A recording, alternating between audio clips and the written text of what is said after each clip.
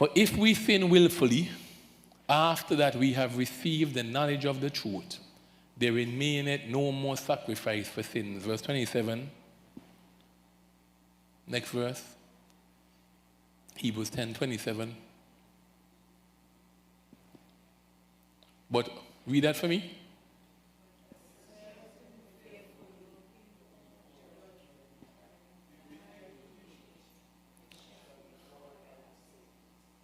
But a certain fearful looking for of judgment and fiery indignation.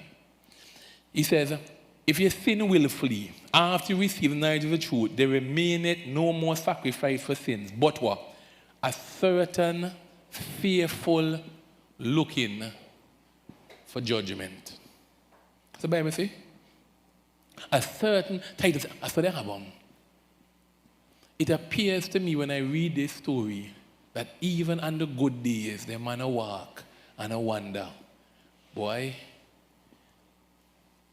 judgment will come for now, you know. I know how I do now.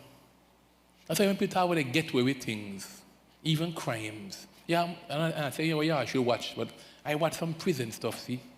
I tell you, something wrong with you, why can't watch that so many so? I love watch locked up MSCB, I love watch real life stuff with prisons and so. And I remember there was one story, Titus. This guy went cold case, not the real cold case. This man went in and there was a football star who was murdered. He was a small town hero. They knew he was going to make it to the NFL because he was really skilled. And the whole town was saying he's going to put the town on the map.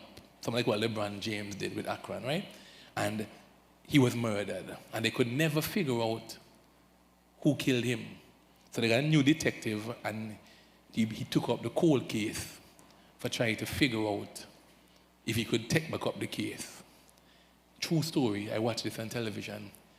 He called in some of the witnesses because he wanted to begin with persons who saw or last seen with him to gather evidence to start investigate again. I can't remember how much years later, maybe 10 years later. It was years later. And he called in a young lady and she sat down. And as soon as she sat down, Javier, she said, we did it, oh God, we did it, we killed him, oh God. And the girl just broke down and bust out I feel the man more frightened than she. Because he didn't call she in as a suspect now. He called her in as a list of some of the people who were last seen with him. And the girl said, I can't sleep. And we did it. And here what happened.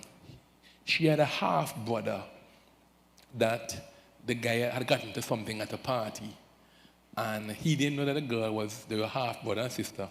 He told the girl to lower the guy into an abandoned building, the promise of sex. And when he went in the abandoned building, the brother was in there, and the brother jumped on him and killed him.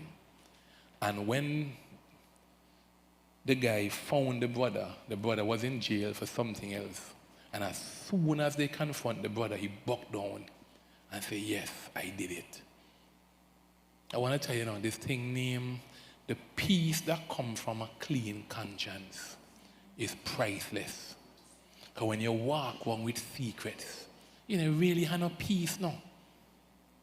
It's not like you're walking around and you're waiting for this judgment.